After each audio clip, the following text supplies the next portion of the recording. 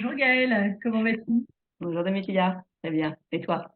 Merci d'avoir accepté ma petite interview. Je trouve ça toujours sympa. Les parents qui me suivent sur ma newsletter savent que j'aime bien de temps en temps, voilà, aller à la rencontre de nouvelles personnes. Toi, je te suis sur Instagram, sur ton compte C'est quoi la France? Et puis, bah, je vais pas nécessairement te présenter, puisque je vais demander que tu le fasses. Ça sera certainement plus précis. Donc, je te laisse la parole. Ok, donc effectivement, je suis la fondatrice de C'est quoi la France, alors j'aide les enfants expatriés à rester connectés à la culture française. Pourquoi? La question, d'où m'est venue cette idée? De ma propre expérience d'expat, de maman, d'enfants qui ont perdu leur culture française. Donc je remonte dans le temps, 2016. Mon mari et mes deux garçons qui avaient à l'époque 8 et 11 ans, hmm, on arrive à Taipei. Donc Taipei, Taïwan, en face de la Chine. Mais maintenant, en 2023, tout le monde sait où est Taïwan. C'est pas le cas en 2016. Euh, Écoute, bon, première expatriation, on va dire, c'est quand même un gros choc culturel. On n'est pas parti en Allemagne comme certains. Ouais. Mais c'est vrai que l'Asie, c'est magnifique, mais c'est aussi compliqué pour une première expatriation. Euh, Taïwan peut-être encore plus que des Hong Kong ou Singapour parce que c'est pas international. Les gens parlent pas anglais. Euh, voilà, donc gros choc culturel. On a mis les enfants dans la Taipei European School, donc c'était quand même un soulagement. Une école européenne avec une section française, donc ils ont pu suivre un cursus français. Mais toute l'école était en anglais, les copains parlaient anglais, voilà, c'était quand même très anglophone. Euh, et en parallèle, moi, j'avais fait ma carrière dans le marketing, dans la grande distribution, et quand je suis arrivée, j'ai trouvé un poste de responsable de la marque, donc du marketing, pour Auchan, Taïwan. Voilà, 2016, 2016, 2017, 2018. Euh, les garçons commencent à chercher leurs mots, commencent à utiliser de drôles de mots, des mix français-anglais, commence à me poser des questions quand on est à table et qu'on a des discussions et qu'on utilise des expressions idiomatiques, c'est toujours les grands yeux. Et qu'est-ce que tu dis? Qu'est-ce que ça veut dire? Donc ça, c'était notre quotidien qui s'installait. Puis tu sais, tu fais pas forcément attention parce que tu te dis à côté, bah, ils ont enfin, maintenant ils sont bilingues anglais, ils apprennent le chinois. Et puis t'es dans la tête dans le guidon, hein. Donc ok. Mon contrat chez Auchan s'arrête. Donc, je commence à réfléchir, ok, qu'est-ce que je veux faire? Est-ce que je veux créer ma propre entreprise? Donc, je réfléchis aux idées, aux opportunités. Et puis, un soir, ma mère m'appelle donc on devait être novembre, puisqu'elle me dit, ben, on allait les voir pendant les vacances de Noël. Et elle me dit, Gaëlle, j'ai dit à Adrien qu'on allait voir un marché de Noël, il sait même pas ce que c'est. C'est une catastrophe, tes enfants perdent leur culture française. Merci maman. Et là, tu vois, t'as tout qui s'aligne. Tu dis, mais oui, mais il faut pas que je laisse. C'était même pas une idée d'en entreprise, mais oui, il faut que j'agisse parce que ça fait 3 ans, on ne sait pas combien de temps on va rester, on va peut-être passer notre vie en expatriation. Faut pas que je laisse perdurer la situation. Donc, je cherche sur Internet des solutions pour aider mes enfants. Et là, deux choses, je me rends compte que je ne suis pas la seule à faire face à ce problème d'acculturation, de perte de culture. Il y a même un terme que je ne connaissais pas, les enfants de la troisième culture, les enfants qui ont grandi à travers le monde, qui se forgent leur troisième culture, mais qui n'ont plus de culture française. Et le deuxième point, c'est qu'en fait, il n'y a, pas, il y a rien. Il n'y a rien pour aider ces enfants. Je trouve un site sur l'histoire de France, un site sur la géographie. Je ne veux pas m'amuser à trouver 14 sites et aller à forcer mes gamins à aller, à aller dessus. Donc je me suis dit, OK, il y a quelque chose à faire. Et pour aider mes enfants, je vais le faire. Donc, je réfléchis à comment capter l'attention de mes enfants. Donc, je me suis dit, OK, ils sont souvent sur l'ordinateur. C'est quand même quelque chose de commun à toutes les familles. Je vais faire une petite vidéo. Donc, je prends un sujet assez complexe parce que je me lance dans qui est Descartes. C'est pas le plus facile. Donc, je fais une vidéo sur Descartes, la pensée de Descartes, cartésien, enfin bon, je le montre aux enfants, aux garçons, sans leur dire que j'ai fait la vidéo, pour avoir un avis honnête. Et là, les deux me disent « Ah, mais c'est génial, maman, où est-ce que tu as trouvé ça ?» Bingo. Ah, je dis « C'est moi qui l'ai fait. » Et je me dis « Ok, c'est bon, ils ont apprécié, ils ont appris, ils ont aimé, ils en redemandent. Ils m'en redemandaient même toutes les semaines. Je leur ai dit « Attendez, j'ai plein d'autres choses à faire pour créer cette société. » Mais en fait, donc, c'est de là qu'est partie l'idée. Voilà. Souvent comme ça, hein, je me permets de t'interrompre 30 secondes, mais pas mal de personnes que j'interroge qui ont créé des choses, c'est souvent, et c'est ce qui marche aussi, c'est créer sur quelque chose qui t'a manqué à toi, Mm. et tu réalises que tu fais partie d'une communauté. Je relève juste quelque chose que tu as dit, parce que tu as dit, mes enfants avaient perdu leur culture française. Ça, c'est dans le cas de tes enfants. Mais je pense que la plupart des auditeurs de ma newsletter, c'est même pas que les enfants ont perdu la culture française, c'est pour certains qu'ils ne l'ont jamais eue et qu'il va falloir la leur transmettre parce qu'ils sont nés à l'étranger ou ils sont Mm. nés de parents francophones dans le cadre d'un couple mixte biculturel. Moi, j'ai la moitié des abonnés de ma newsletter qui est dans cette situation. Et donc, que ce soit deux parents francophones fraîchement expatriés qui ont l'impression que les enfants perdent leur culture, c'est un premier cas. Mais il y a aussi tous les enfants qui, en fait, n'ont jamais vécu en France à d'autres moments que juste les vacances. Et ça, c'est le cas Mm. de mes propres enfants, en tout cas au moins les deux plus jeunes. Ils sont nés à l'étranger et finalement, pour eux, la France, je te le disais l'autre jour en off, c'est la France des vacances. Donc, ils ont la perception qu'en France, c'est toujours l'été, c'est toujours les vacances, c'est toujours les barbecues et c'est toujours cool. Donc, parce qu'ils n'y sont qu'en juillet, août, en fait, Mm. finalement. Donc, ça, c'est aussi une clientèle aussi de ton Mm. site. Et est-ce que tu peux nous détailler un petit peu, parce que tu m'expliquais l'autre jour que tu avais des personnages, des thèmes gastronomiques, de la géographie, si je me souviens bien, Tout à fait.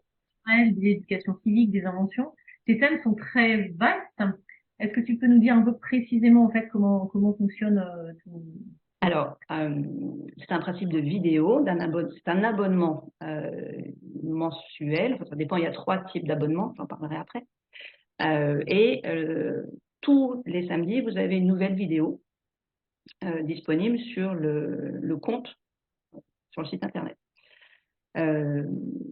Ces vidéos sont animées par les deux mascottes, donc c'est Tom et Alice, qui présentent chacun un thème. Donc, ils ont leur groupe de thèmes sur la culture française. Donc, effectivement, j'ai une dizaine de thèmes qui regroupent, moi, l'ensemble de la culture française. Donc, ça va des personnages célèbres, la gastronomie, les codes culturels. Celui-là, c'est le plus beau, je trouve. Entre est-ce que j'ouvre les cadeaux à mon anniversaire ou comment je fais la file, comment je fais la queue, comment je me comporte dans le métro. Bah, est-ce que je fais la bise? Il y en a des tas. J'ai aussi oui, tu le disais, les expressions, le vocabulaire. Voilà. Donc, pendant 3-4 minutes, une des mascottes va expliquer par exemple, qui est Louis Pasteur ou qu'est-ce que c'est une madeleine. Et donc, le personnage, on voit la bulle du personnage, c'est comme une BD. Et la voix aussi également. Donc, l'enfant peut lire ou écouter la vidéo. C'est important parce que ma cible, c'est les 6-12 ans. Donc, ils commencent à lire. Donc, c'est aussi pour aider à la lecture. mais c'est aussi des enfants qui vivent, comme tu le disais, peut-être depuis tout petit à l'étranger, et ils ont besoin d'entendre la prononciation correcte des mots. Donc ça, j'y fais très attention. Dans chaque vidéo, il y a un ou deux mots un peu plus compliqués pour enrichir le vocabulaire, et il y a toujours l'explication. À la fin de la vidéo, il y a une partie très importante et intéressante, je pense, pour la famille. Il y a 5 questions sur le thème. Donc, ça permet de commencer une discussion avec les parents. Parce que si l'enfant a regardé tout seul sa vidéo, à la fin, il peut dire, OK, avec les questions, aller voir ses parents et voir comment eux, si c'est sûr, par exemple, oui, pasteur, est-ce que je suis vaccinée? Est-ce que notre chien est vacciné contre la rage? Voilà, est-ce qu'il y a la rage dans le pays où on vit? Il y a plein de questions. Voilà. Ouais, mais écoute, d'ailleurs, je dois te dire aussi que la semaine dernière, comme je te suis sur Instagram, c'est toi qui m'as rappelé qu'il fallait que je fasse des crêpes pour la Chandeleur. Ça aussi, quand tu es à l'étranger, effectivement, bah, tu vois, les journées passent, les semaines passent, et tu t'es pas en train de te dire, ah, on est le 2 février, vite, vite, c'est la Chandeleur, c'est ça. Ouais. Je me Et rappelle. alors, bah, effectivement, ce poste, donc il y a ces abonnements, c'est quoi la France, mais j'ai aussi toute une partie communication sur Instagram où je poste tous les jours sur la culture française. Super.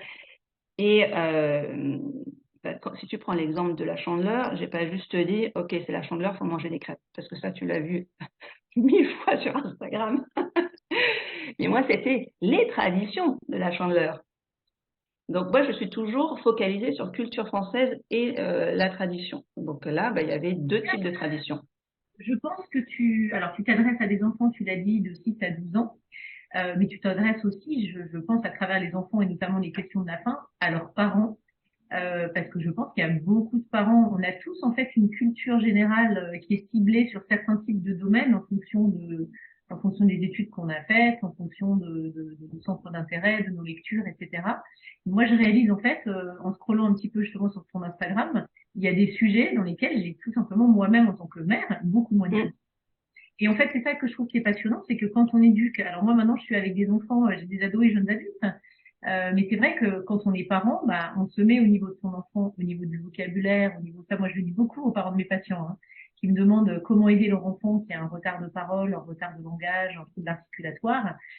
La meilleure manière de les aider, c'est pas d'être orthophoniste soi-même. La meilleure manière de les aider, c'est bah, de faire par exemple ce que tu proposes, de parler à son enfant suite à une lecture, suite à une vidéo, suite à un moment de qualité passé ensemble. Et c'est en ce sens en fait que je t'ai approché et que je trouve que voilà, que tes vidéos sont absolument chouettes.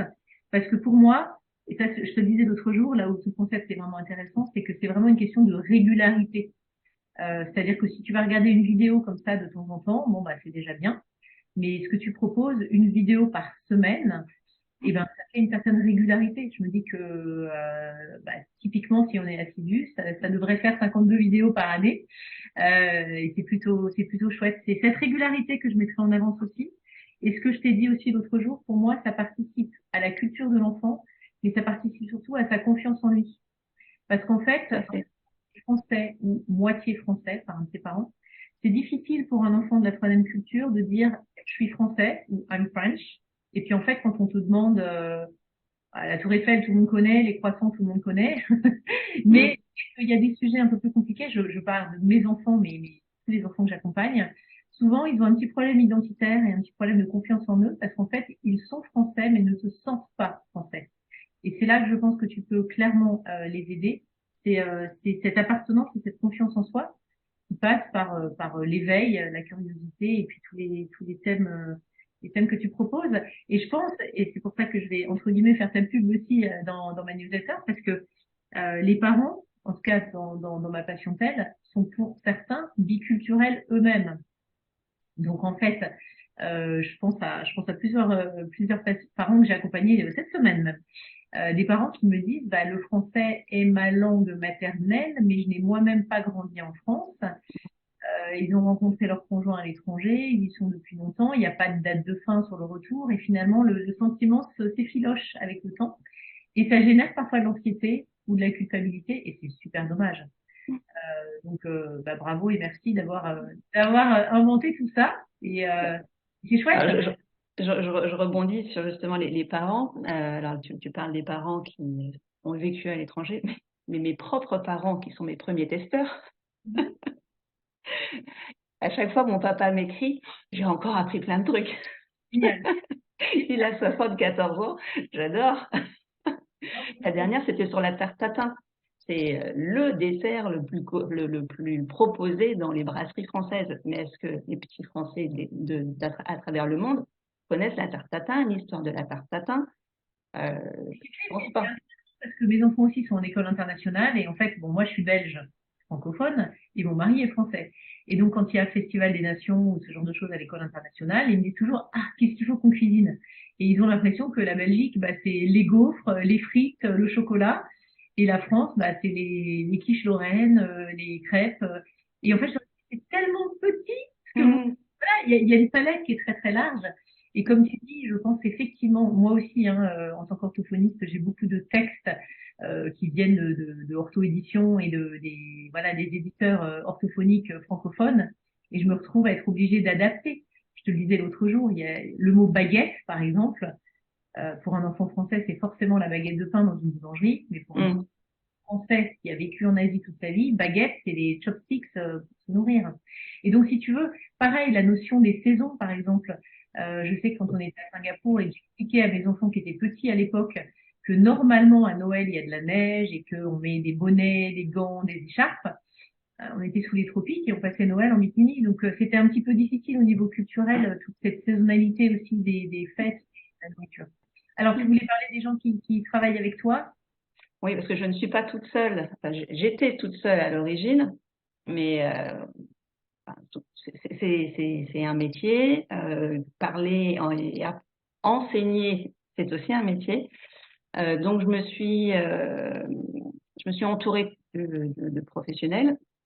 Donc, j'ai une relectrice pour valider qu'il n'y a aucune faute dans mes vidéos.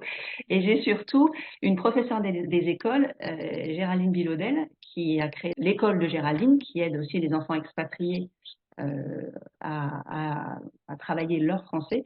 Donc, Géraldine, elle, c'est la caution pédagogique. Comment? J'avais parlé d'elle dans une newsletter Ah, précédente. tu la connais. Oui, oui, elle m'a dit qu'elle te connaissait bien.